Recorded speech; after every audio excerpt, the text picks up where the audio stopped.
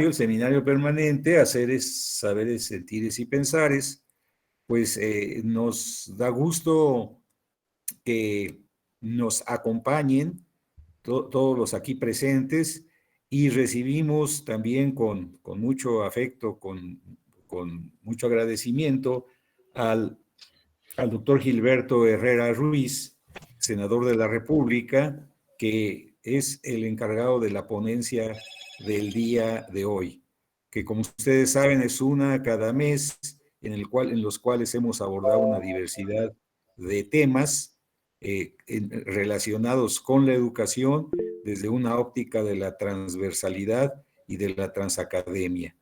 Está con nosotros el doctor Herrera, que nos va a exponer pues una temática de primer orden, por supuesto, el núcleo, podemos decir, de la actividad de la Universidad Pedagógica Nacional y la tarea de la mayoría de las asistentes a este seminario, que no solamente son de la universidad, sino los tenemos de distintos de otras instituciones y de distintas regiones del país.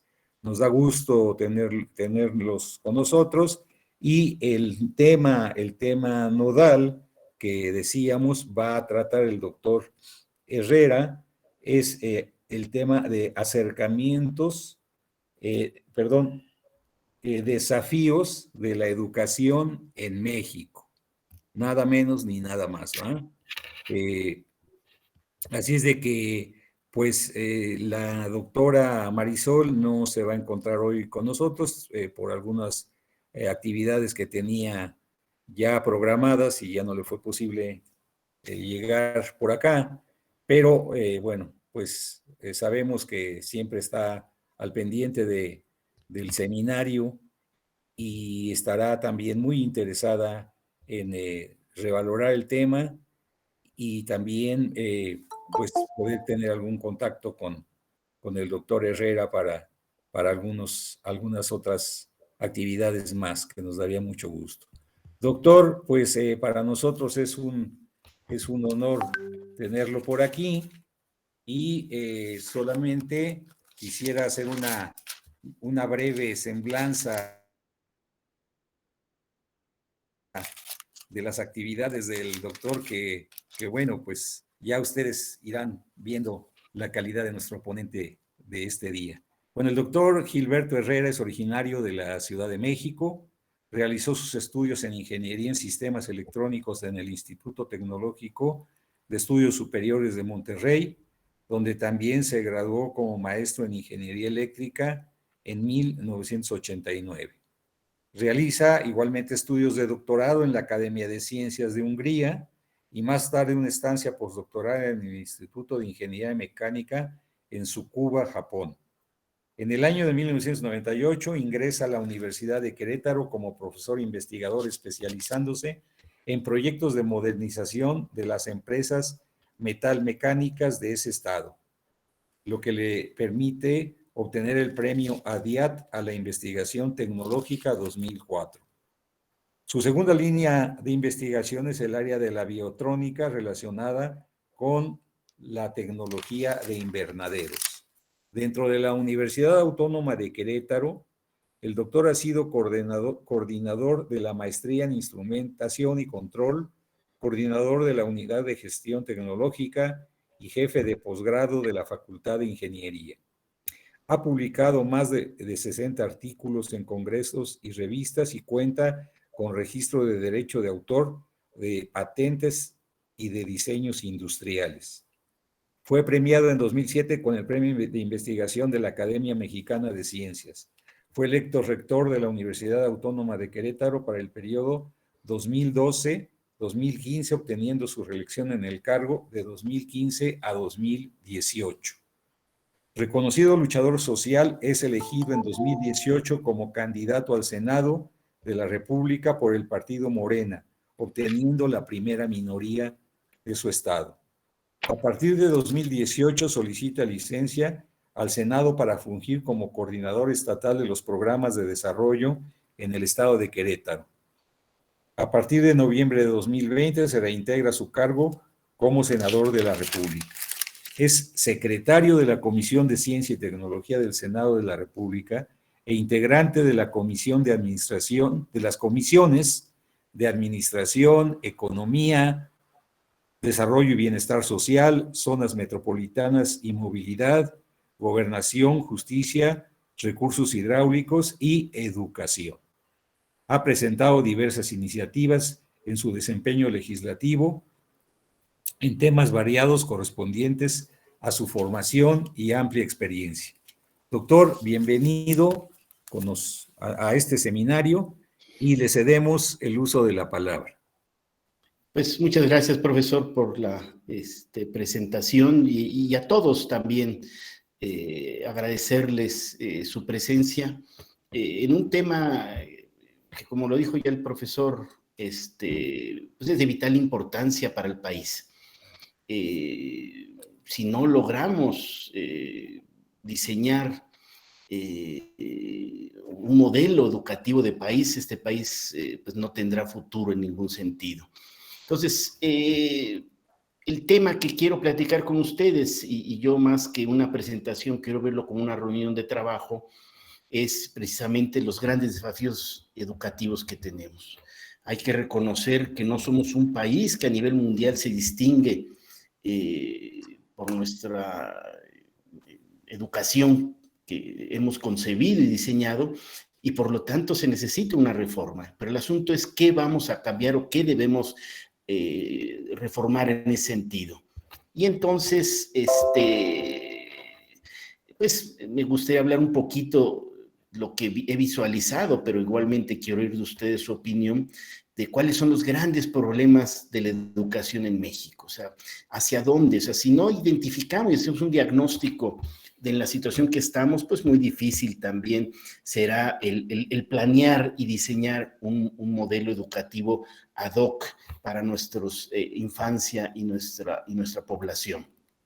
Entonces, la primera pregunta es si uno de los grandes problemas es la cobertura educativa. ¿Cómo se encuentra México en cuanto a la cobertura que tenemos? ¿Sí? Y bueno, la cobertura tiene que ver con la matrícula y por lo tanto esto es como lo tiene conceptualizado la educación pública. Son 35.5 millones de alumnos, donde la mayoría se concentra en la educación básica, casi el 70%, como pueden ver, 14% en la media superior y la superior 11.3%, y queda un pequeño espacio para la educación para el trabajo. Tenemos una matrícula, la mayoría en el sistema público y una minoría en el privado. En el caso de la básica, el 90% es sostenimiento público. Y bueno, mi primera gran pregunta que yo les haría, ¿qué ha fallado en la educación básica, en donde 2.4 millones de niños están en el sistema privado? ¿Por qué la clase media de este país, para arriba hasta la alta, no le apuestan a la educación pública nuestra como la alternativa de educación para sus niños? ¿Por qué la privada se considera mejor que la pública en ese sentido y qué estamos haciendo mal? Hay países en donde la educación privada no existe, todo es público, en un sentido además social de que todos nacen iguales y por lo tanto todos deben de tener las mismas oportunidades, y sabiendo que la educación es el mejor ascensor social, tienen que tener todos cruzar las mismas escaleras. Si alguien quiere subir hasta el penthouse, tiene que caminar y subir por la misma escalera como todos los niños. No hay elevadores especiales de una educación privada de élite y que suba para allá. Y muchos países lo tienen así concebido. ¿Por qué México ha permitido la educación privada? Y países que no tienen la apertura de que puede existir la privada, no lo han tomado, como es el caso de Alemania, y la gran pregunta que hacen los alemanes, ¿y por qué existe la privada? O sea, ¿quién quiere pagar por algo que es gratuito? ¿Sí? Y ese es el gran tema que tenemos en ese sentido. Entonces, tenemos 2.4 millones de niños que no estudian en el sistema público y que prefieren pagar pensando que tienen una mejor educación en la privada, y a mí me preocupa mucho cómo la clase media cada vez pierde eso. mencionaba el profesor, yo fui rector de una universidad y me preocupaba el salario de mis profesores y creo que hubo un gran aumento, pero me preocupaba que cuando preguntaba dónde están sus hijos, estaban estudiando en escuelas particulares y no en la pública, siendo que ellos vivían de la pública. Entonces, ese es el gran tema primero que debemos discutir. ¿Cómo hacemos que la educación pública sea la mejor? ¿Sí? Y que más bien pensar como Japón, quien no tiene acceso por cuestión de meritología a ingresar a la pública, pues exista la privada, eso, y no que al revés, que la privada se considere como la mejor. A nivel media superior, si se fijan, aumenta el porcentaje de niños en privada, son 4.9 millones de jóvenes, y en superior todavía más. ¿Sí? O sea, hay un mayor aumento en ese sentido. Ahí sí se da el caso en la matrícula de educación superior, es un diferencial. Más bien, se han creado muchas universidades que a veces nombrarían hasta patito. Este país parece ser que me preocupa que no hay seriedad en el sistema educacional. Cualquiera puede rentar una casa, ponerle Universidad de Finlandia y ponerse a ofrecer títulos universitarios. Cualquier privado lo está haciendo sin importar en ese sentido la calidad que está dando. Entonces, esa es una cuestión que preocupa, de tal manera que solo se aceptan 3 de cada 10 estudiantes en la educación pública universitaria y quedan muchos fuera que tienen que optar por la privada. Entonces, a nivel superior es muy diferente la realidad a nivel de educación básica en ese sentido. Y bueno, ahí está la cobertura. Hemos logrado un importante avance en la educación básica, pero nos falta mucho más por la educación superior y la educación media. Como les decía, 3 de cada 10 estudiantes o 3.4 son los que logran ingresar a la educación superior y es una cobertura muy baja. En ese sentido, mucha gente se queda sin espacios en la educación superior, sobre todo que no tiene el dinero a debes para hacerlo en la privada. Y bueno, el gran tema que tenemos es cuánta gente logra ingresar y acabar una universidad. Y no se diga un doctorado, un país que solo el 0.1% de la población logra contar con un doctorado en este país. Y bueno, ese es el tema de espacios, el tema de cobertura. Lo privado se ha usado como una manera precisamente de cubrir la deficiencia del Estado en nuevas escuelas. Ha servido como una válvula de escape, pero la ley ya cambió y la ley obliga ya que el Estado sea el responsable de la educación, en sentido también que ningún niño puede quedarse fuera de la escuela, incluida la universidad. Ya no era obligatorio como se concibió anteriormente solo la media superior, ya también la superior es obligatoria, y el tema que va a involucrar eso, y el tema que va a involucrar también para ustedes, porque también no solo es obligatoria, sino gratuita. Entonces, a futuro ya no se podrán tener ingresos propios por cobro de una matrícula, pues, a los alumnos en toda educación pública que se tenga.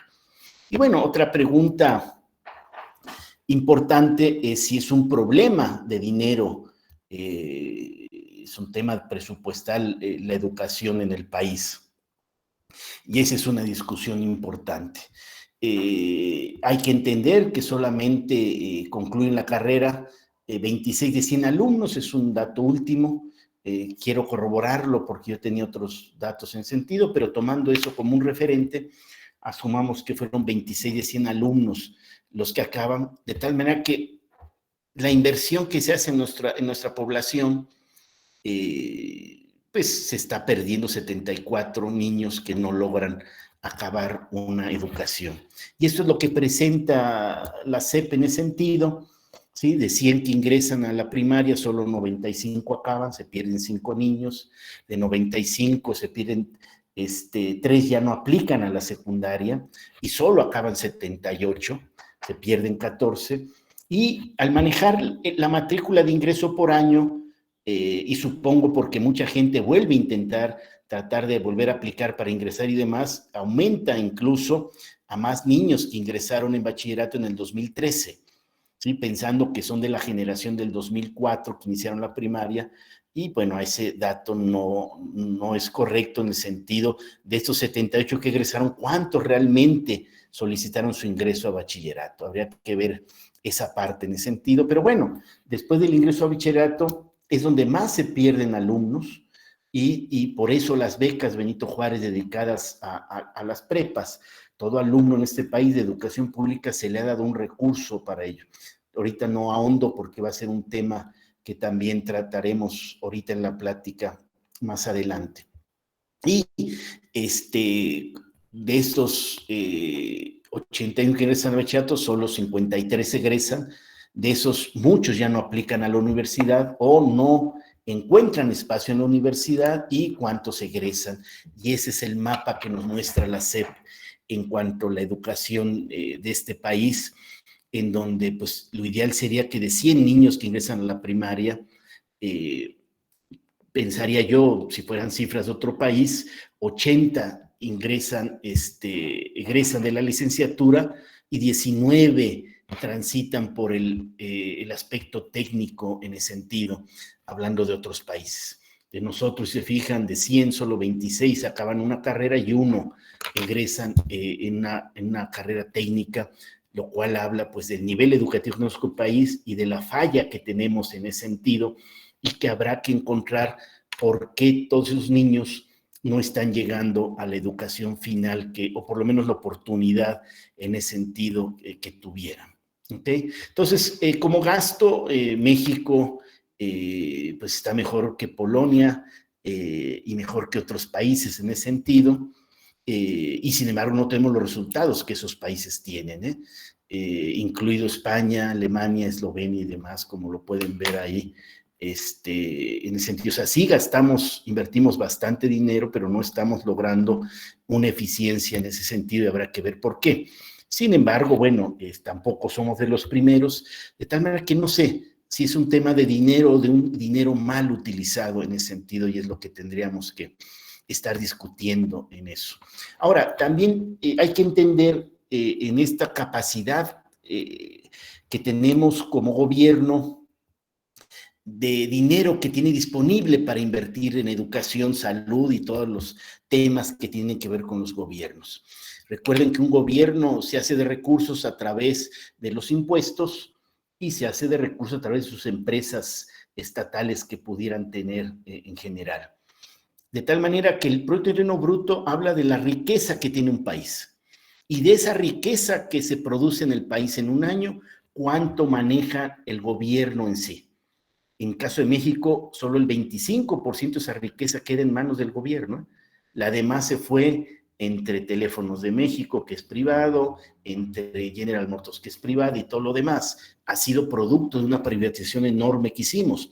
Países como Francia, si se fijan, tiene el 56% de la riqueza del país el gobierno, y por lo tanto mayor capacidad de invertir en salud, educación y demás como gobierno, ¿sí? Es producto de que Renault, casi la mitad de las acciones son estatales, ¿sí? No todo es privado. Que Air France pasa lo mismo, que actualmente acaba de nacionalizar la industria eléctrica, del cual ya de por sí ellos tenían mayoritariamente las acciones, pero dejaban en privado la administración, y ahora la toma el Estado, la decisión de tomarla, para ya que no se vea como una empresa, sino se vea más bien como un servicio a la nación, el tema de electricidad, y por lo tanto se tengan que poner tarifas comerciales para la gente y demás. Esa es la diferencia en ese sentido. Ya Francia era dueño del 86% de las acciones de esa empresa, pero al estatizarla, completamente es tratar de verla que ya no se vea como empresa, como se ve con Renault y Air France, que sí tienen que tener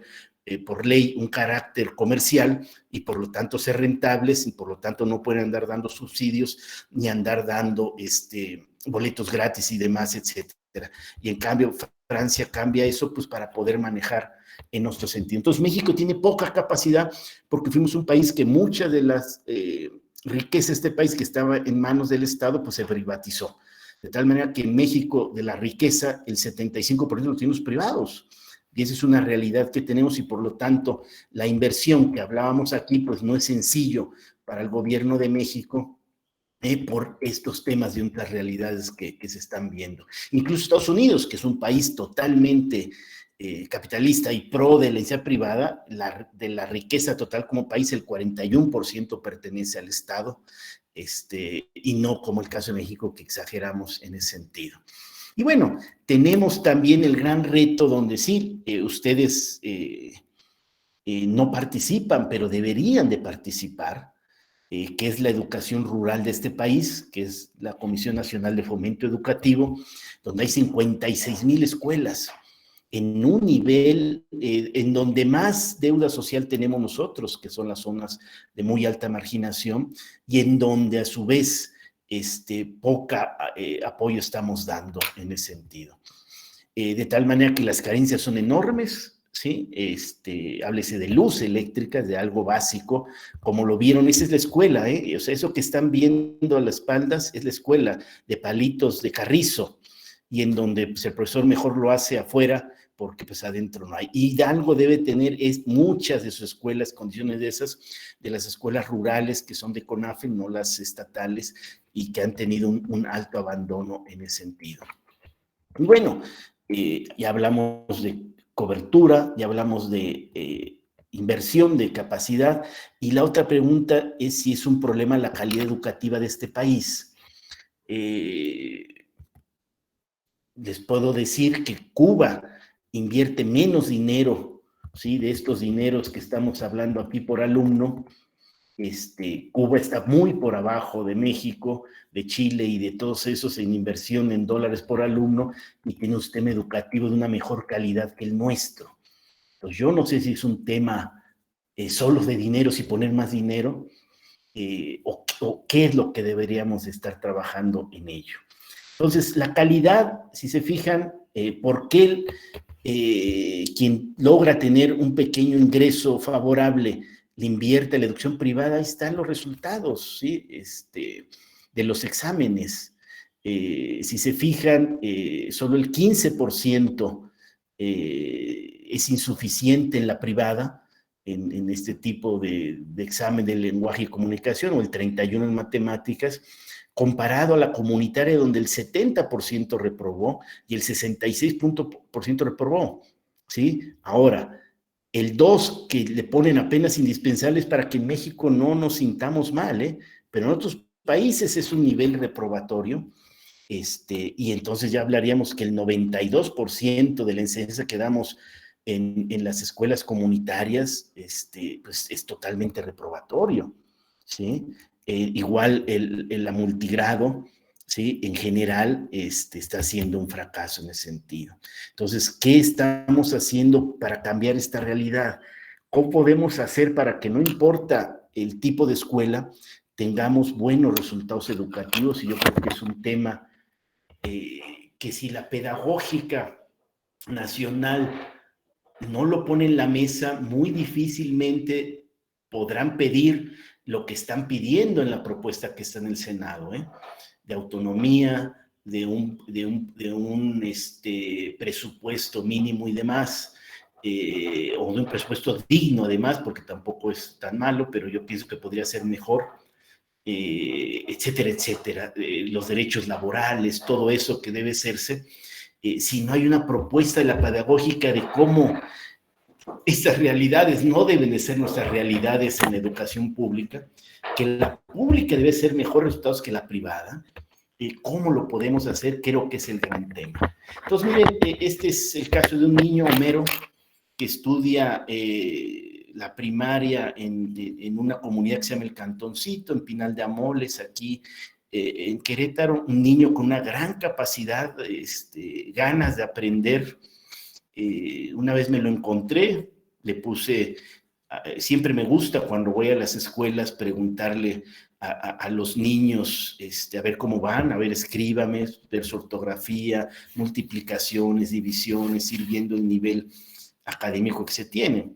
Entonces, tenemos niños que van en sexto año de primaria y todavía no saben leer y escribir, Yo no sé qué está pasando, que engañamos a los padres de familia y nos llega a los niños de estarlos pasando de grado y pues la realidad es que no tienen nada de aprendizaje. Pero bueno, este niño, muchas ganas de aprender. Le dije, voy a regresar en un mes y te voy a poner un examen, y estaba puesto esperando el examen, lo pasó, lo aprobó. Y la gran pregunta que yo haría, ¿puede este niño mero llegar a la universidad? Y yo, siendo rector de la Universidad de Querétaro, les diría que es imposible que llegue a la universidad, ¿sí? O sea, no están las condiciones de este país para que este niño, ¿sí?, que ahorita tiene la primaria en su comunidad, pero si quiere la secundaria tendría que caminar 3 horas para irse a una secundaria comunitaria, y si tiene que ir en la prepa, la única prepa está en la cabecera del municipio, ya lo que ni caminando llega el niño, y sería imposible en ese sentido, y no sería después la universidad. Además que el nivel educativo no es bueno.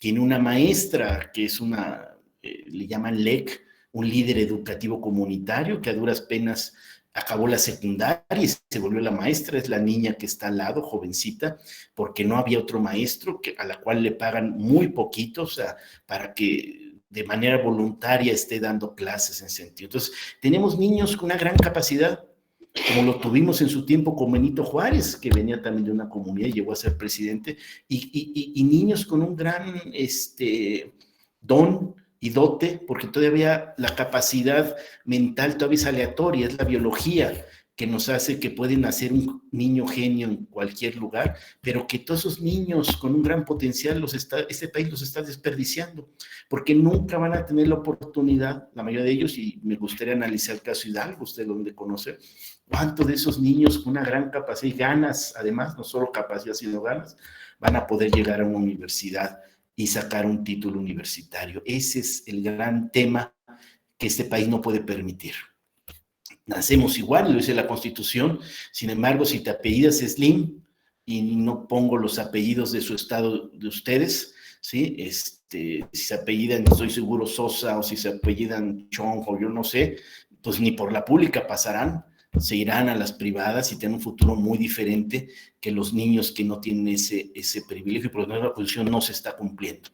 Y es una responsabilidad de los universitarios y más de la universidad pedagógica, que además se centra en la educación básica del país, cómo hacemos para dar esas herramientas.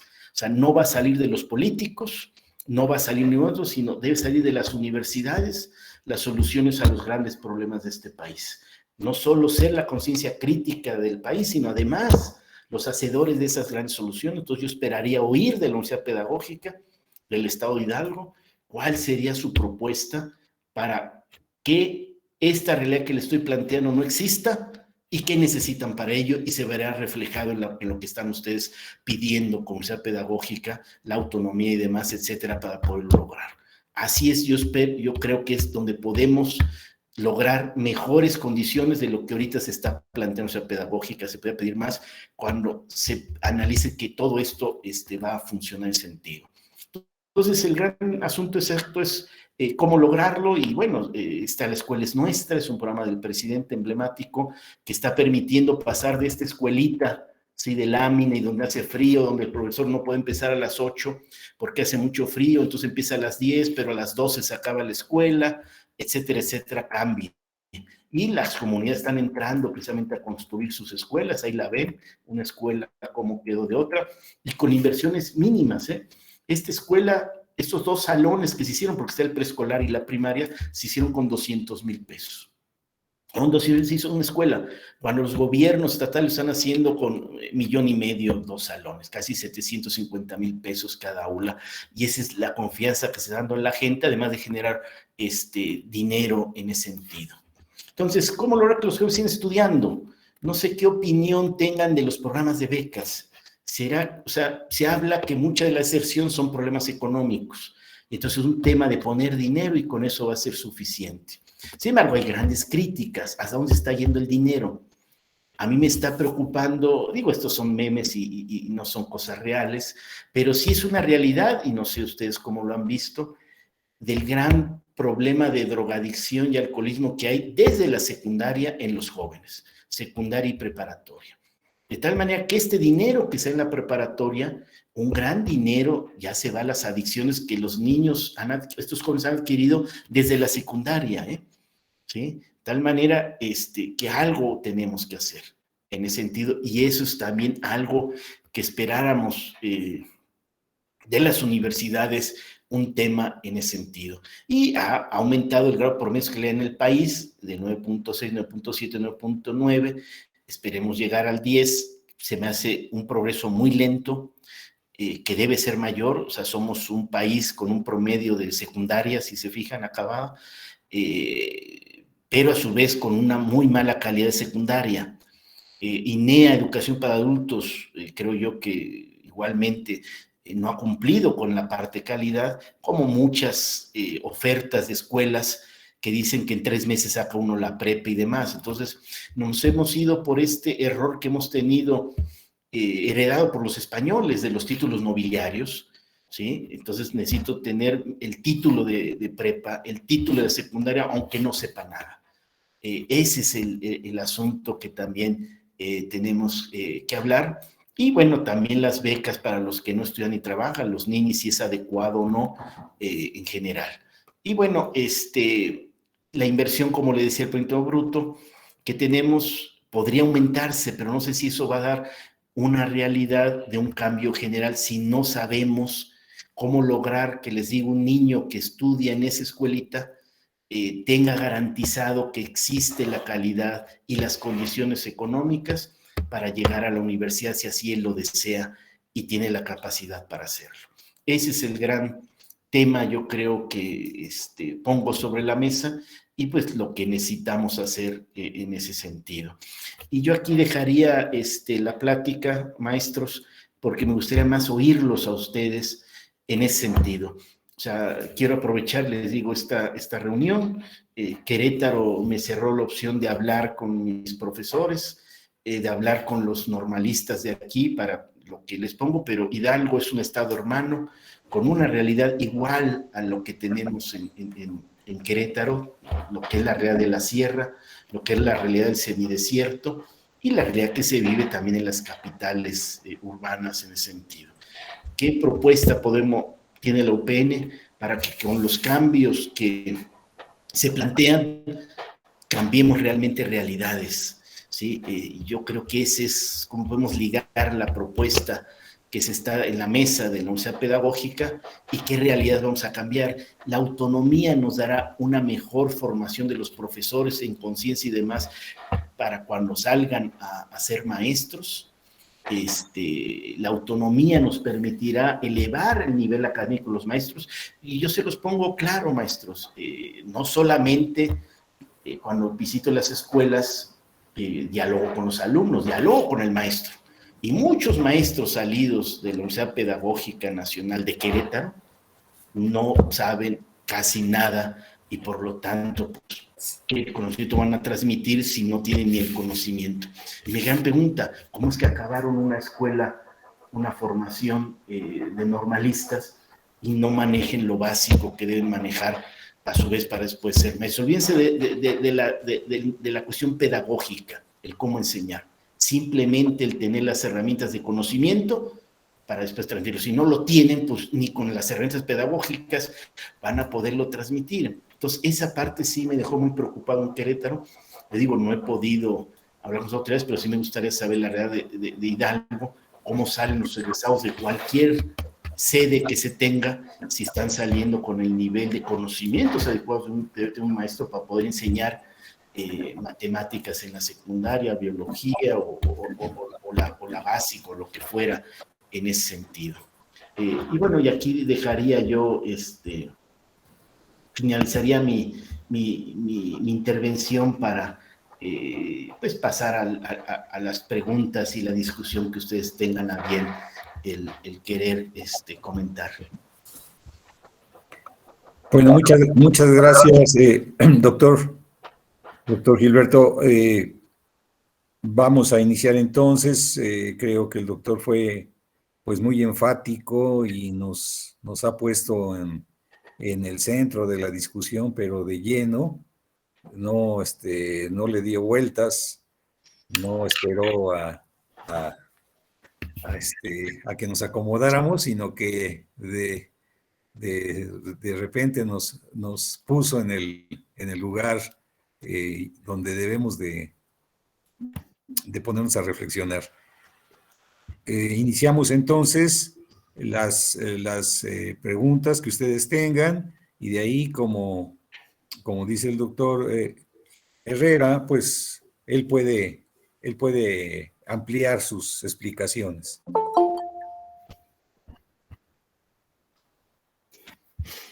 ¿Alguien quiere iniciar? O si, también, Dalia, hay comentarios en Facebook. Sí, Si la estoy viendo. pudieras. Le digo, yo lo veo con mis compañeros, no optan por la educación privada por falta de espacio en las públicas, o sea, optan por la privada porque la sean mejor. Consideran que sus niños van a salir sabiendo inglés, que los maestros no faltan, que hay un mejor trato y demás. A mí me preocupa mucho que un profesor sindicalizado de educación básica gana más que uno de la particular. Y entonces, ¿por qué no enseñamos mejor? No sé, ese es un tema que sí nos preocupa. O sea, creo que el objetivo de CP debe ser que la pública sea la mejor, ¿sí? Mejor que la privada. Y entonces sí, cuando no logro entrar a la pública porque mi hijo no aprobó un examen de entrada y demás, pues sí, pasaría yo, pasaría a la privada, pero no es el caso. O sea, quien tiene recursos, ¿sí? Pues se va a la privada en todos los sentidos y ofrecen toda una gama de educación para los niños, y la pública se queda en rezago. ¿Qué debemos de hacer para cambiar eso?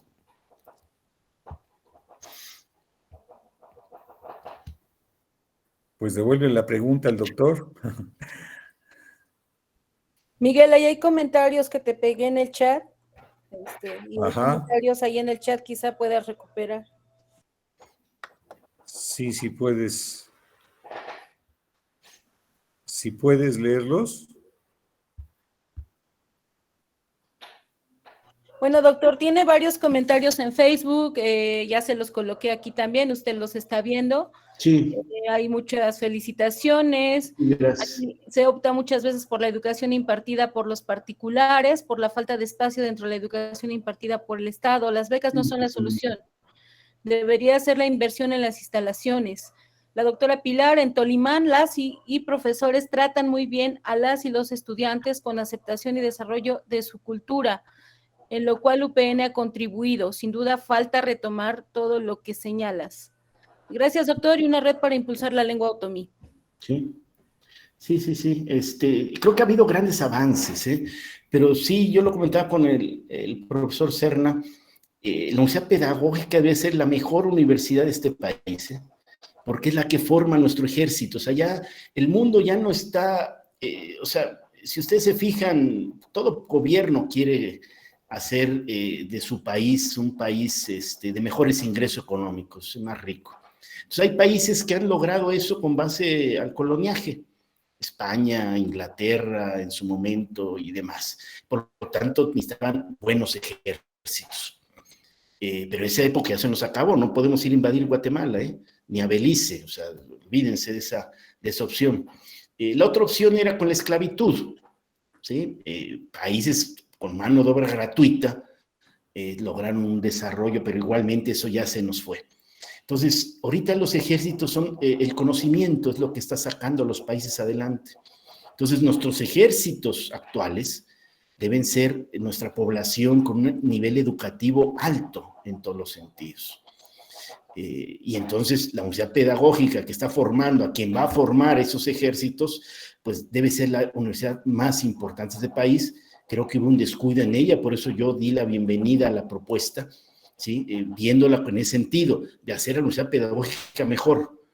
Pero yo también sigo haciendo preguntas, ¿por qué consideran que la autonomía la va a hacer mejor? ¿Sí? O sea, hay universidades que son autónomas, incluidas las de su estado, y eso no ha significado, a veces la libertad se convierte en libertinaje. ¿Qué otros esquemas tenemos para evitar eso? ¿Cómo vamos a asegurar la democracia en ese sentido? Creo yo que yo sí sería por optar por la autonomía, ¿eh? Sí, deben tener su autonomía, pero también los beneficios obligan, también tienen sus obligaciones. ¿Cuál va a ser la obligación de la universidad pedagógica para mantener esa autonomía? ¿Sí? Y evitar los libertinajes en ese sentido. Un presupuesto debe ser el más importante el que reciban. ¿Por qué propusieron un porcentaje por alumno tan bajo?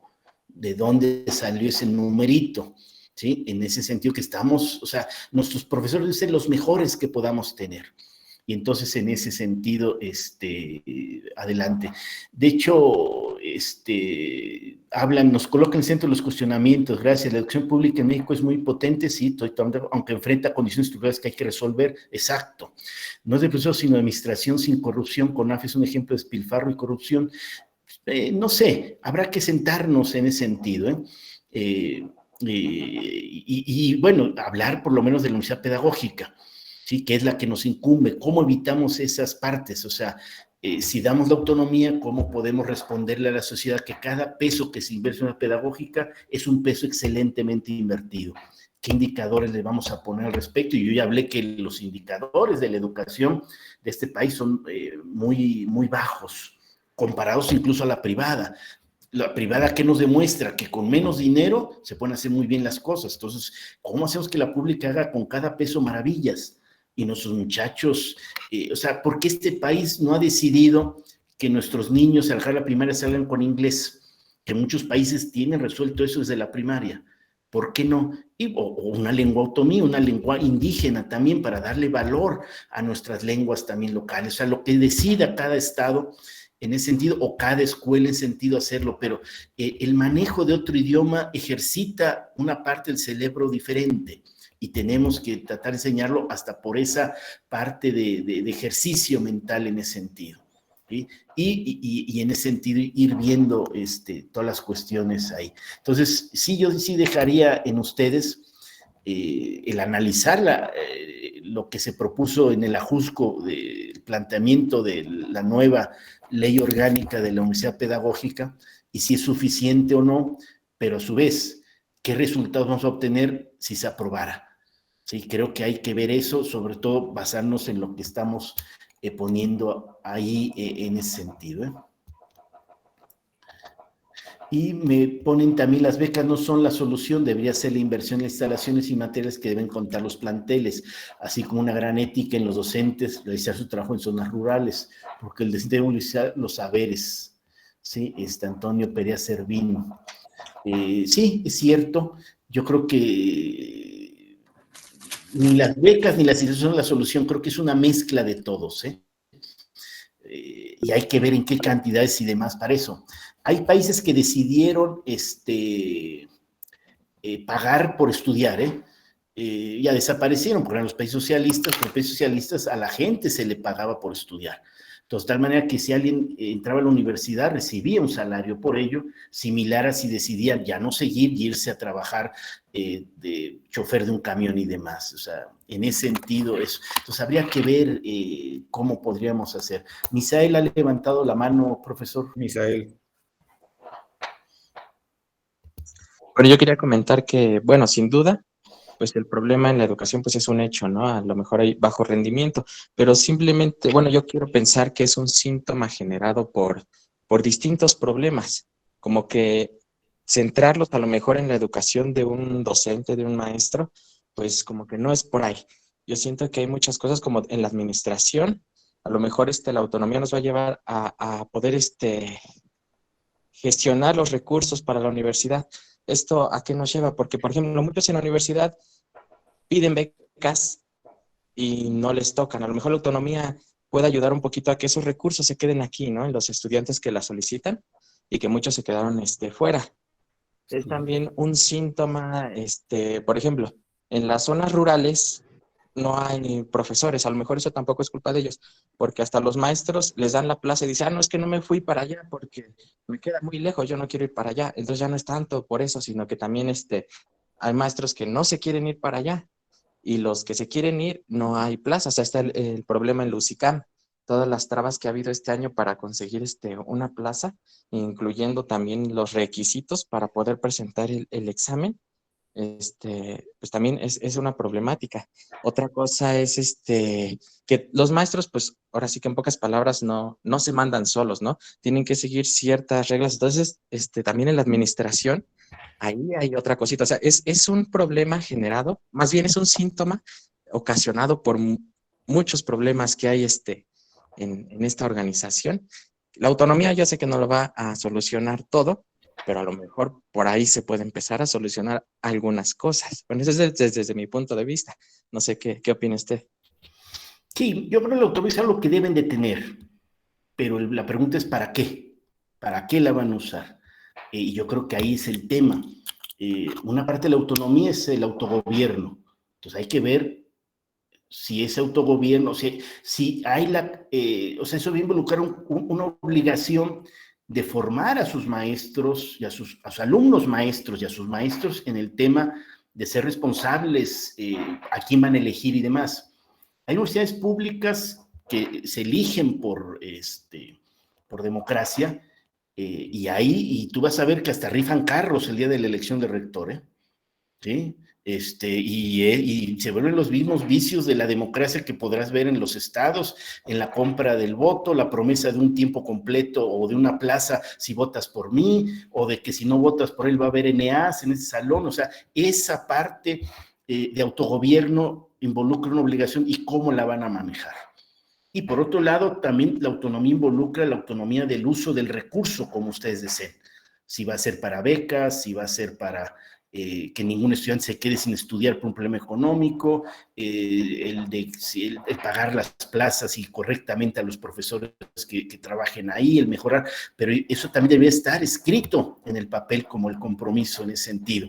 ¿Sí? Entonces, si nada más se habla de autonomía pensando que por la palabra automáticamente se pasa al siguiente nivel, no está tan correcto. O sea, toda la comunidad tendrá que desarrollar qué significa la autonomía de autogobierno, ¿sí? De elegir a sus autoridades, de manejar sus recursos públicos o los recursos que reciben como ustedes lo deseen, y a su vez cómo se va a ejercer esa parte. También debe de quedar, yo creo, escrito en esos sentidos en ello, ¿sí? Entonces, yo sí creo que deben de dar el paso, pero necesitan iniciar la discusión de ello, cómo se van a elegir, qué tal, o sea, por qué el rector de la UPN no puede venir de acá de la Universidad Pedagógica de Cadereyta, Querétaro. O sea, ¿cómo se va a elegir? ¿Qué requisitos? ¿Quién puede ser candidato a rector? ¿Quién puede ser candidato yo creo que sí, la descentralización a los estados, en estados donde el gobierno no le interesa la educación, ha sido parte del problema, ¿eh? Y entonces se va a centralizar a la JUSCO, y cómo sabes que de la JUSCO los van a oír, etcétera. Entonces, todo eso debe estar puesto en ese sentido, en ello. Pero yo sí estoy de acuerdo en la autonomía, pero como universitarios, fíjense bien cuánta gente dijimos que llega a la universidad de este país, bien poquitos. Entonces, si ustedes llegaron a la universidad, son una elite, son lo mejor que tiene este país. ¿Dónde está la propuesta, sí, para que el sistema educativo, incluso que les conviene a ustedes, sea ejemplar en todos los sentidos y que no lo copie Argentina, Chile, todos los demás en ese sentido, ¿sí? Entonces, si es un privilegio ser universitario, sí, eso involucra un gran compromiso. Y eso queremos hoy en el Senado. ¿Cuál es su propuesta en ese sentido? Y creo que eso es, Misael, lo que yo te diría en ese sentido. Ana Cruz ha levantado la mano. Hola, doctor, buenas tardes. Buenas tardes. Antes que nada, muchas gracias por este espacio que nos da en cuanto a conversar con usted. Y bueno, yo tengo 3 puntos importantes. Aquí, o bueno, del lugar donde yo soy, se llama Villa de Tezontepec. Ahí no colocaron o no han puesto una universidad. Los que somos de esa zona tenemos que viajar a una universidad, a una preparatoria. Y bueno, otro punto importante es que ahí sí hay una zona industrial. Creo que el gobierno le ha puesto un poquito más de importancia en cuanto a la importancia de poner fábricas, y pues se ha visto con gran tristeza esta pérdida por el estudiar y querer trabajar en estas empresas. Y otra de las problemáticas que surgió a partir de ahí es que cuando van y piden trabajo, los trabajos más altos están ocupados por personas que muchas veces no son ni siquiera de este país. Entonces, es ahí cuando yo me pregunto hacia dónde estamos guiando la educación, ¿no? Porque tan solo los libros gratuitos, ¿qué es lo que nos están enseñando? Porque yo digo, no tenemos las capacidades para formar parte en una empresa transnacional, tener un puesto alto. Bueno, esa es como la pregunta que yo me hago en esta actualidad. Bueno, muchas gracias. Sí, mira, Ana, yo creo que es parte también, qué bueno que traes ese tema. Un profesor no debe ser nada más un transmisor de información, debe también manejar la parte de formación del niño y del joven, depende de la edad, formado. Fíjate, una vez estando yo en Japón, en Nissan, viendo más bien la línea de manufactura, la parte robótica y demás, veo unos chaparritos chiquititos ahí cruzando la fábrica y le están explicando las cosas y demás, ¿sí? Y yo le preguntaba al gerente, oiga, ¿y esos niños, o sea, no van a entender nada de estar y demás? No, dice, es un programa educativo nuestro para que todo japonés sepa lo que significa el hecho en Japón, el made in Japan. Y por lo tanto, siempre vea que las cosas hechas en Japón son de primera calidad y aunque sean más caras, las compre. Es una parte formativa del japonés. Y nuestras escuelas no solo deben de hablar del tema de 1 más 2, o sea, las tabla de multiplicación, sino deben formar mexicanos. Y esa formación cultural la tenemos de tener. Y es el problema que tenemos. O sea, hemos traído empresas maquiladoras que vienen nada más por la mano de obra barata. Y hemos dejado de hacer cosas de una industria que tal vez necesitaríamos estar formando y demás, de tal manera que los presidentes mexicanos no son traídos a la patria, fueron formados en este país, pero no, fueron informados, pero no formados. Y entonces, pues, es muy fácil para el presidente municipal y demás, sí, te regalo la tierra y demás, mientras des empleo, en lugar de ponerse a pensar qué empleo llevar a su municipio y cómo poner y activar eso en todos los sentidos. Entonces, creo que es uno de los temas que debe también ponerse, ¿sí? Que el profesor no solamente es un actor de información, sino también de formación de nuestros niños. ¿Sí? Y ese es el tema que yo creo habría que ver. Recuerda que en este país lo que nos hace mexicanos es el estudio de la historia. O sea, la historia en este país se empezó a enseñar en las escuelas a raíz de la invasión de Veracruz, cuando el presidente en su momento pide apoyo a Jalisco, Sonora y demás, dice, no, pues ese no es tema de nosotros, eso es de Veracruz, o sea, no vamos a mandar tropas. Y se dio cuenta que necesitaba algo que nos cohesionara como mexicanos, a todos nos sintiéramos no veracruzanos, no jaliscienses y demás, sino mexicanos. Y fue la historia y la enseñanza. Tal manera que tú te vas a encontrar si viajaras al extranjero cualquier mexicano y tienen algo común y va a ser la historia de México. Y por eso se enseña historia.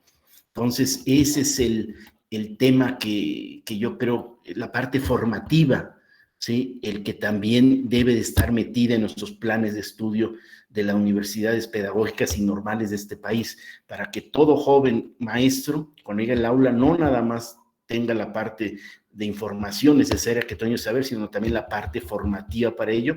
Y como hizo Misael, los profesores no se mandan solos, bueno, un plan de estudios dedicado a esa parte, y por eso hacemos honores a la bandera y demás. O sea, la parte de generar una cultura cívica, ¿no? Y sentirnos mexicanos se cumple.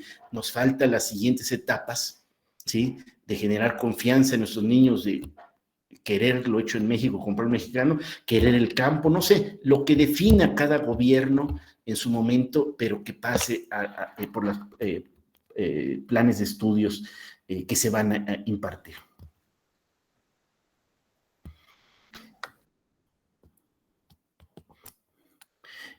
Pasaría, si gusta, profesor Serna, preguntas aquí también del chat. ¿Qué horizonte le abre la autonomía a la UPN? Bueno, ya hablé un poquito del tema.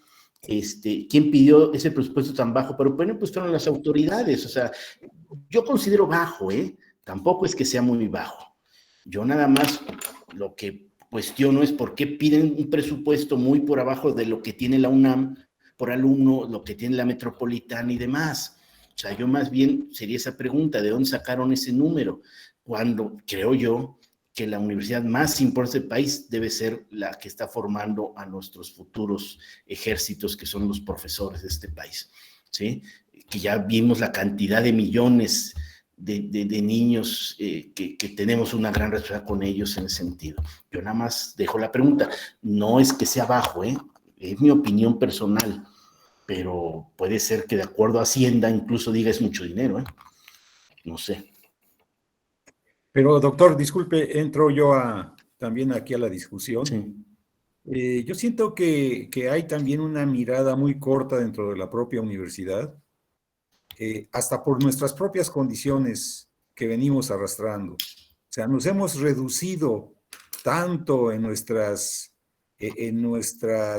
condiciones que ya a veces pedimos lo mínimo. Sí. A veces ya no pedimos computadoras, sino que nos den lápices y no llegan. Entonces, esa mirada también es culpa nuestra, porque no solamente es de que se nos haya impuesto, sobre todo por el sistema descentralizado de la educación, que a mi juicio, pues ha hecho mucho daño a la educación. Se han creado 33 feudos en lugar de un solo sistema, y se ha politizado las decisiones pues de todo el sistema, pero incluyendo a la pedagógica nacional. Y entonces, esto ha limitado nuestras miras. Usted está diciendo, y con mucha certeza, de que la universidad pedagógica tendría que ser, por su propia vocación, la universidad más importante del país. Y no es retórica, creo que es real esa posibilidad. Y sin embargo, no lo es por estas condiciones. ¿Qué opina de estas condiciones que se dieron con la descentralización y que ha afectado a todo el sistema, pero específicamente a nuestra universidad? Sí, bueno, fue una moda el descentralizar todo, el privatizar todo, y pues cada quien ya sabemos los resultados de ello. Creo yo que sí, hay que modificarla, yo sí estoy de acuerdo. Creo que la opción de la autonomía me gusta, que va a significar centralizar todo, O sea, el rector va a estar en el Ajusco y yo no sé si le va a dar tiempo de conocer 32 realidades, y que a su vez cada estado tiene varias realidades en sí, no es lo mismo Querétaro que Cadereyta o Jalpan.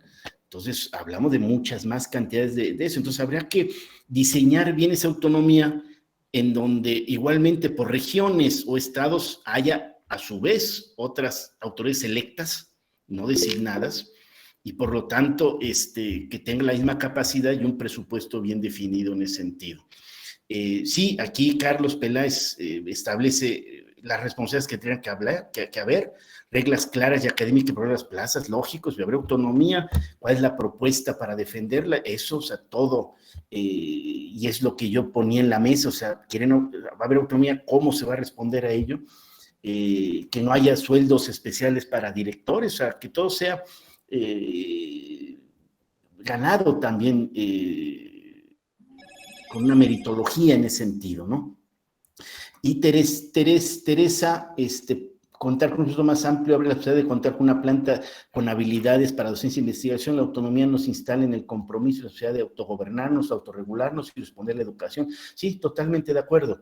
Nada más hay que ponerlas en el escrito, eso que ya Carlos lo está poniendo, o sea, cómo se van a concursar las plazas, concursos abiertos y la gente presenta, de manera que un director no empieza a meter gente ni nada, de tal manera que si hasta un familiar gana la plaza, lo hizo por méritos. Entonces no hay problema de que se tenga que prohibir que el hermano no pueda estar en el mismo lugar o la esposa. No, claro que sí, porque todas las plazas se obtienen por méritos, no por, se quita toda esta cuestión de las relaciones. Y eso tenemos que ser de avanzada. Entonces yo creo, yo les auguro un buen futuro. Se va a autorizar, yo creo, lo de la autonomía, pero está en ustedes después que eso no se nos vuelva un monstruo por haber dejado muchos huecos. Acuérdense que en los espacios no hay nada vacío, alguien lo ocupa. Y si dejan cosas claras, pues ya hay autonomía, el rector maneja el presupuesto y lo destina a pagarle a quien quiere lo que sea, y no hay regulación alguna, a empezar a dar plazas por todos lados y demás. ¿Sí? Entonces, esa es la parte que hay que establecer muy bien. O sea, una autonomía es un privilegio, pero también involucra una gran responsabilidad y una gran obligación. Y esa es la que yo veo ausente todavía en las discusiones, y espero que no sea, la pedagógica de Hidalgo sea la primera en abrirnos esta cancha para poder oírlos a ustedes y qué hay en esos sentidos, y que la Universidad Pedagógica de Hidalgo tenga las mismas condiciones y demás como la capital, dígase Ajusco, ¿sí? O cualquier otro estado en ese sentido, y que permita un crecimiento con base en los resultados que se puedan dar. Yo sí, van a contar con un aliado, o sea, yo sí sería de la idea de darle a la Universidad Pedagógica el mayor apoyo posible, porque además este país lo necesita, pero sí necesito de ustedes cuál es la propuesta a esa oferta que el Senado, estoy seguro se va a aprobar, que es lo que significa autonomía, y el que ustedes ya van a ser responsables de la formación de esa gente. Al ser autónomos, van a ser responsables de la calidad y la formación de los estudiantes. Nadie les va a imponer ya planes de estudio, nadie les va a imponer qué es lo que van a enseñar y no enseñar. Entonces, eso involucra un privilegio enorme, pero involucra también una gran responsabilidad. ¿Cómo van a corresponder en ello? Esa es la cuestión. Sí, maestro. Sí, doctor. Está Nicanor Rebolledo, que levantó la mano. Desde... Adelante, Nicanor. Adelante, Nicanor. Pues muchas gracias, senador. Me resultó muy importante su conversación y felicito a los compañeros de Hidalgo por este evento que organizan con la intención, claro, de clarificar muchas cosas. Yo estoy hablando, en este momento estoy en Querétaro. Y estoy en Querétaro justamente porque nosotros desde 2004 hemos estado visitando la región otomiana de Tolimán y de Amealco, porque hemos construido una red desde la Ajusco, desde el 2004, para revitalizar la lengua ñañú. Déjeme decirle que yo hablo la lengua ñañú. Entonces, hemos tenido un interés muy particular por estos proyectos que desde el 92 venimos impulsando en todo el país para formar a los profesores en educación indígena. En el 2004 tratamos de hacer un convenio cuando usted era de rector de la Universidad Autónoma de Querétaro, con el profesor Eval Hekin. ¿Cómo no? Y terminamos finalmente con una maestría que actualmente está vigente, justamente con ese propósito de fortalecer la lengua ñañú y sobre todo para formar a los profesores en metodologías bilingües, que era un propósito que nosotros tenemos desde hace mucho tiempo. Entonces, el convenio no se dio, y le voy a comentar por qué. Por el burocratismo, y no tanto por la UAC, porque me acuerdo que en ese entonces la doctora Blanca Jiménez estaba a cargo de la dirección de la Facultad de Filosofía y vino a nuestra universidad. ¿Qué es lo que pasó? Ese convenio no fue posible. ¿Por qué? Porque nuestra figura actual no lo permite, no permite la posibilidad de abrir convenios, ni siquiera con otras universidades nacionales, mucho menos con internacionales. Tenemos una armadilla que no nos permite desarrollarnos como institución y desplegar toda la fortaleza que tenemos como institución. Entonces, es uno de los puntos muy importantes, eso que menciona, de pensar la autonomía como la autonomía misma, per se.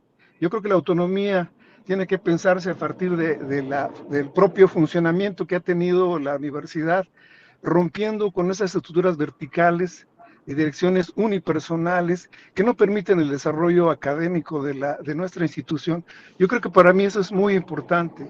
Yo creo que la autonomía nos va a permitir desplegarnos como institución, que realmente después de 40 y tantos años que tenemos como institución, ya nos merecemos rescatar este carácter nacional que lo perdimos en 1983. Entonces, por eso yo creo que la batalla por conducir y arribar a un proyecto con carácter sólido, nacional, autónomo, nos permitirá justamente eso. Y muchas gracias y felicito a los compañeros y a usted, senador, por esta gran labor que están haciendo. Gracias, Nicanor, gracias. Sí, totalmente de acuerdo. La autonomía la van a ganar, Nicanor, eso no me queda duda. El asunto es que se le va a otorgar a alguien que se va a hacer responsable de ella y cómo limitar esa parte que después no sea un abuso de lo mismo. Yo creo que ese será el tema que pongo en la mesa. Hay universidades autónomas, lo decía al inicio, en donde el rector viaja en primera clase, también su secretaria, todo el mundo y demás. ¿Cómo limitamos esos abusos que a veces pues, la autonomía lo da, pero se lo da a una persona por cómo está la legislación y demás? Entonces, yo creo que el UPN debemos de evolucionar a eso para tener la autonomía y que beneficie a los alumnos y maestros y no autoridades que a su vez después se vuelven responsables de ejercer ese sentido. Entonces, ese será el gran tema. Y sí, te felicito, qué bueno que te tenemos en Querétaro. Yo quise incluso como rector que fuera obligatorio un semestre de enseñanza de la lengua ñañú y no fue posible. Tenemos que, y no por la enseñanza de la lengua, yo les decía, es la cosmovisión que significa una lengua, una cultura, o sea, todo lo que hay detrás de una palabra y que después significa atrás de un pueblo originario nuestro, queretano, y que tenemos que entender y demás, y complicado en ese sentido, pero te agradezco y felicito que estés en esa trinchera, muy necesaria.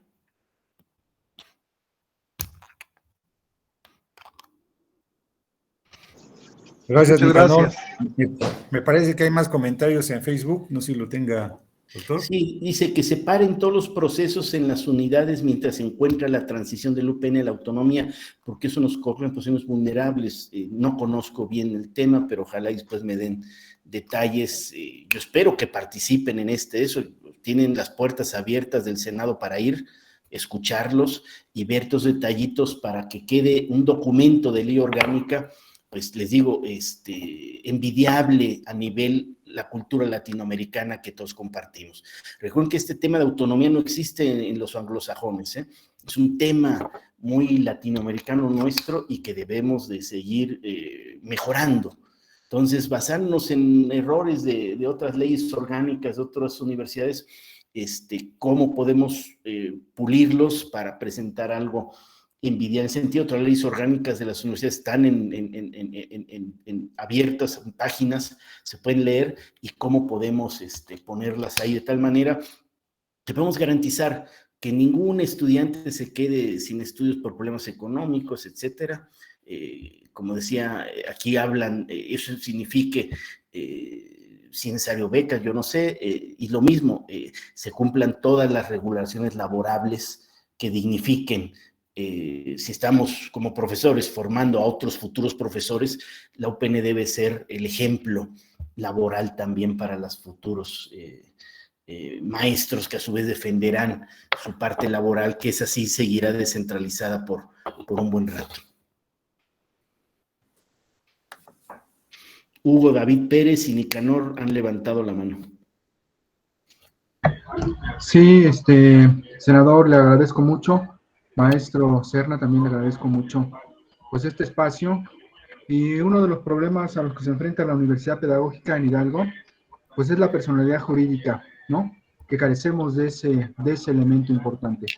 Y eso ha generado que, un ejemplo nada más, o dos ejemplos, de muchos trabajadores, como en mi caso, que tenemos más de 20 años como contratación de honorarios y que no tenemos, pues llamémosle, una seguridad laboral, ¿no? Mucho menos aspirar a juntarnos a algún sindicato de los que pertenece a la universidad. No podemos concursar por plazas que sabemos que están abiertas ahí para concursarse. Durante 20 años hemos padecido este tipo de cosas. Y uno de los problemas es la personalidad jurídica que tiene la universidad, ¿no? Tenemos un presupuesto muy bajo que depende de la educación básica del gobierno del estado, y bueno, podría explicarle 20,000 cosas, pero esas son como rápidamente las que se me vienen a la memoria, ¿no? Se me vienen a la cabeza. El principal problema es la personalidad jurídica que carece en nuestra universidad. No, el gobierno estatales no se quieren hacer caso, medios no se hacen caso, los sindicatos tampoco voltean a vernos, no tenemos seguridad médica, no tenemos, bueno, carecemos, sabrá usted de qué tantas cosas carecemos los trabajadores de honorarios, ¿no? Y eso ha llevado a muchas más cosas, pero es principalmente por ese problema de la personalidad jurídica que tiene nuestra universidad. Gracias. Bueno, la ley orgánica eso propone, Hugo, ya Sí. tener una cuestión jurídica propia. La pregunta es, ¿para dónde? ¿Sí? O sea, en la propuesta que establecen no llega a esos detalles si seguirán existiendo procesos honorarios o no. No está establecido. Deberá de establecerse, ahí se los dejo a ustedes en ese sentido, ¿eh? Nicanor.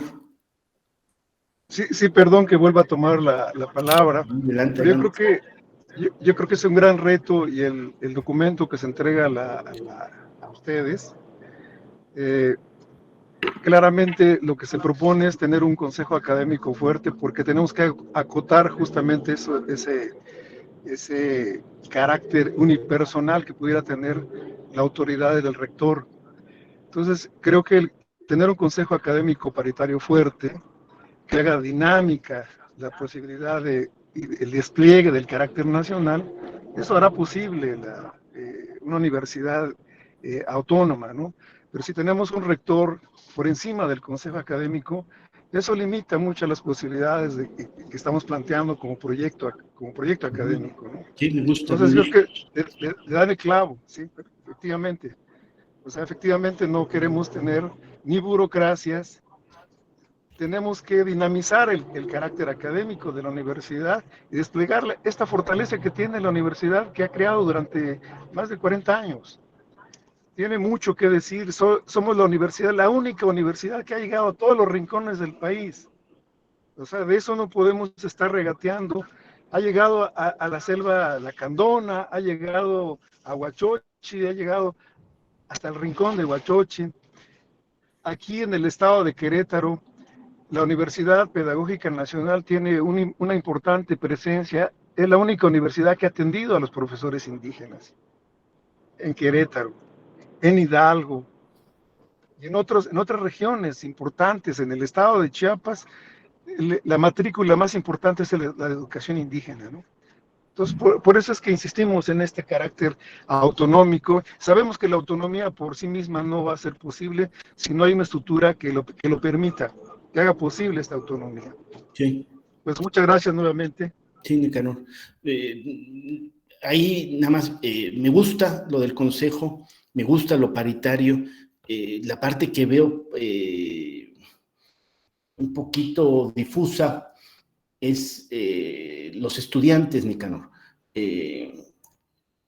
Me gusta que sean parte del consejo, deben de ser, pero no vi ninguna materia formativa de ellos en todos los sentidos de lo que significa una universidad, de tal manera que cuando participen en los consejos sean eso, partícipes de lo mismo, y no sean, los profesores no los sobrepasen en discurso y demás, y puedan ellos defender. Entonces creo que eso obliga a que los alumnos no nada más lleven materias informativas, sino también formativas de ellos mismos, de lo que significa la autonomía, significa una universidad y la manera de defenderla en todos los sentidos, para que igual cuando egresen y lleguen a cualquier institución también tengan esa formación de defensa y lo mismo. Entonces, ese es, faltaría también en los planes de estudio de los alumnos, si va a haber autonomía, el que se hable de ello en las aulas y demás, y los alumnos estén bien informados y bien formados en esos temas. Eso. Van a tener la autonomía, o sea, eso es innegable, no la estamos discutiendo. El asunto es sí discutir lo que eso va a involucrar y los cambios que hay que ver, que sí me da gusto ver todas esas propuestas que están poniendo en la mesa y que sí están puestas en el documento, pero que les digo, creo que hay que dar pasos de más. Toda universidad tiene un consejo universitario y demás. Y cuántos están funcionando bien en ese aspecto, en donde los alumnos realmente sean el contrapeso y el peso que deben de tener. Ahí es donde creo que está faltando la parte, simplemente a esos jóvenes irlos formando en esos sentidos. O sea, hay un gran reto ahí que van a tener como profesores, O sea, no solamente ser profesores, informar y demás, sino también en el aula transmitirle a los alumnos esa parte que debería ser un concepto no solo para las universidades, sino para muchas entidades educativas en todos los sentidos. ¿Alguna otra opinión? No sé si haya más o en el Facebook. No veo. Todos los comentarios de Facebook están en el chat, Miguel. Los Sí. ha ido leyendo el doctor, Sí, pero todo aquí bien. está. Y bueno, nos vamos a volver a ver, yo espero. Sí. Ahora sí ya para hablar, ahora sí del documento de ustedes, cuando ustedes quieran, están invitados a que los veamos en el Senado. Yo dejaría en el profesor Serna esa organización y ustedes digan, pónganle fecha, qué día nos vamos a estar en el Senado para discutir ahora sí la ley orgánica. Ahorita no era el tema de mi plática la ley orgánica, pero creo yo que sí era un deber el hablar de la problemática de la educación y ante este cambio que está en la mesa, cómo vamos a responder como universitarios, ustedes, en un sentido de hacerlo ejemplar. Si consideramos que es la mejor universidad, yo estoy de acuerdo con eso, hay que demostrarlo en los hechos, en un documento que hasta la UNAM le dé envidia de lo que se pueden concebir los formadores de nuestros profesores a nivel nacional. Y si estamos en todos los lugares, que se vea reflejada esa gran cantidad de múltiple que existe desde Chiapas hasta Querétaro o hasta la Lacandona, debe verse reflejada en un documento que sea ejemplar y represente a todas las realidades de este país. Muchas gracias, doctor. Aquí están algunos comentarios. Carlos Peláez Hernández dice que se establezca transparencia en la ley orgánica, que no haya sueldos especiales para directores. Yo voy a leer todos. Teresa Medina, contar con un presupuesto más amplio abre la posibilidad de contar con una planta con habilidades para docencia e investigación. La autonomía nos instala en el compromiso y la responsabilidad a la educación y a las demandas sociales que este momento histórico demanda. José Trinidad González, buenas tardes. Creo que uno de los problemas es la economía de las familias. Para poder continuar estudiando se debe viajar y contar con dinero para alimentos y hospedajes. Lorena Cortés, ¿y por qué en vez de que la beca se le entregue directamente al alumno, por qué no mejor directamente esa inversión se hace en las escuelas que se estudiara para que no se use para otra cosa o se desvíe? Carlos Peláez también reafirma que pedimos la ayuda al Senado para que los compañeros del CNU, del Consejo Nacional Universitario, no seamos reprimidos, porque hay esta situación actualmente. José Trinidad González Martínez, buenas tardes. Creo que uno de los problemas es la economía. Ya lo vimos. Ya lo vimos. José Trinidad. Creo que ya. Pilar Fernández felicita al ponente y a los organizadores. Bueno, esas son distintas opiniones. No sé si tenga entre ellas algo que comentar. Doctor. Más o menos ya la habíamos platicado, profesor. Y más que todo agradecerles a ustedes la invitación. Les decía al inicio, Nicanor, que cuando quise reunirme aquí con los profesores normalistas y con el director, no me lo permitieron, que tenía que pedirle permiso al gobernador. Me da gusto que en Hidalgo hay esta apertura y entonces por eso, aunque soy senador Querétaro, le abro los espacios a Hidalgo para que en el Senado representen ustedes a los estados y no tengamos una visión centralista de esta ley orgánica, sino los estados también se vean involucrados para discutir lo de la ley orgánica de la unidad pedagógica. Con todo gusto, bienvenidos, y espero que sea la primera de varias reuniones que podamos tener de trabajo, como quise establecerlos ahorita al inicio. Yo me llevo varias de sus ideas, varias observaciones, y creo que sí, estamos convencidos que tenemos que hacer algo ejemplar, porque cambiar una ley orgánica después va a ser casi imposible. ¿Sí? Tenemos que hacerlo ahorita bien, y les digo que sea la envidia incluso de las universidades autónomas de este país. Así es. Dalia. No, agradecerle mucho, doctor Gilberto, que haya aceptado esta invitación, y la verdad nos deja con muchas tareas, y bueno, que esta invitación no quede ahí, ojalá se formalice con el maestro Miguel, ¿no? Esta propuesta que está haciendo, que de por sí la ley orgánica fue producto del Congreso Nacional Universitario, firmada por muchísimos estudiantes y profesores. Fue producto de eso, fue producto de sesiones de trabajo. Algunos de nosotros estuvimos ahí colaborando, entonces me parece muy importante esto que está planteando, y que no se quede solo en una propuesta, ¿no? Sino que de verdad se haga una reunión, no sé de qué manera se pudiera hacer, a través de Miguel con usted, y podamos hacer propuestas como ahora se hacen aquí a través de este medio, profesores y compañeros de la universidad que expongan y expongamos la situación laboral que estamos enfrentando en la universidad. Muchas gracias. Gracias. ¿Alguna otra opinión? Pues, doctor, ha sido un tiempo, un momento muy importante para nosotros.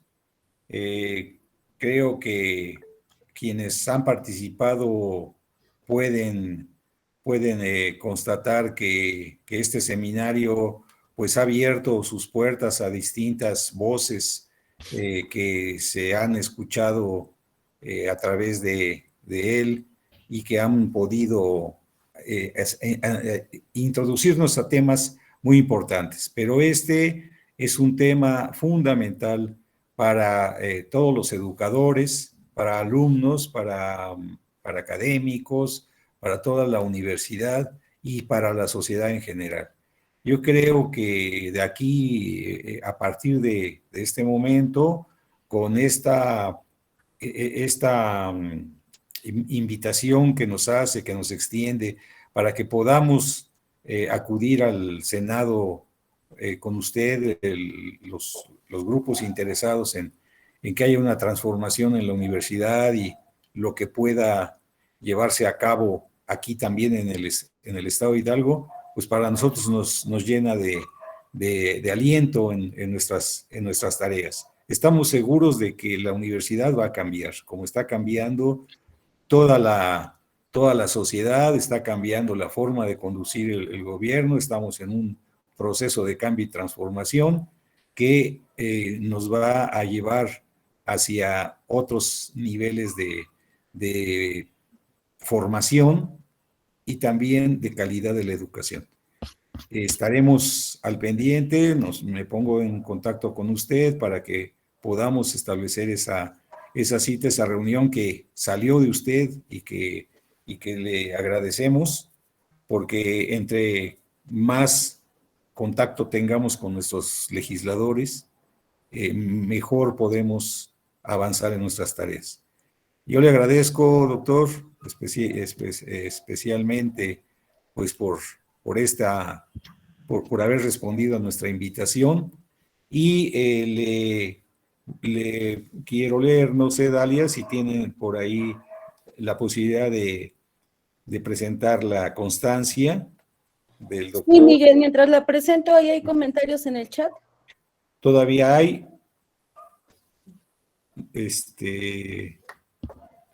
Sí, hablan de que la escuela no es un ente aislado. Sí. Nos preocupa, totalmente de acuerdo.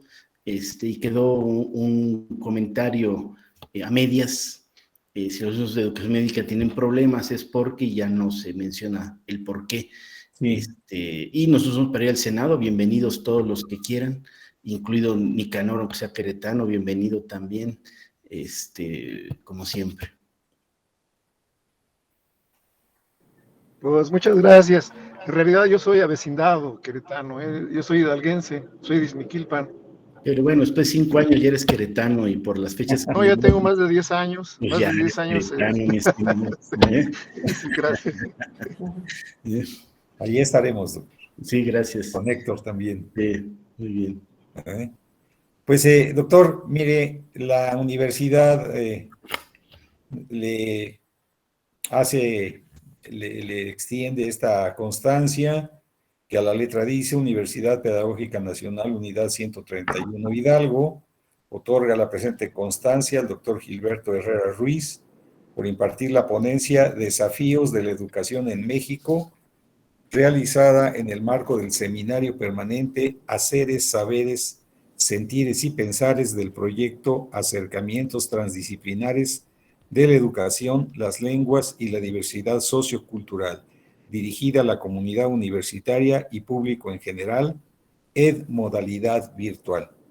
Atentamente, Educar para Transformar, julio 14, 2022, doctora Marisol Vite Vargas, directora general. Muchas gracias, muy agradecido y agradecido con todos ustedes. Muchas gracias por haber tenido la paciencia de este espacio y esperemos seguir trabajando juntos en algo que yo creo que va a ser histórico, esta ley orgánica. O sea, no sucede nunca en la vida porque son más viejas las de cualquier universidad, entonces estamos en un momento histórico y hay que dar ese nivel para poder estar orgullosos de haber dejado algo perdurable para el desarrollo de, como vuelvo a repetir, lo que debe ser la mejor universidad, la universidad más importante de este país. Ya cierra la cámara, Mica. Pues muchas gracias. Nos impulsa su apoyo y sus palabras. Nos impulsan a nuestra tarea y a nuestra lucha, y creo que vuelve a retomar fuerza. Muchas gracias. Gracias, doctor. Gracias a todos ustedes. Hasta luego. Bienvenidos. Nos vemos en la próxima sesión del mes de agosto. Los invitamos a todos ustedes. Gracias. Hasta luego. Gracias. Muchas gracias. Muchas Gracias, gracias. Dalia. Gracias, Wendy, por ahí. Hasta luego.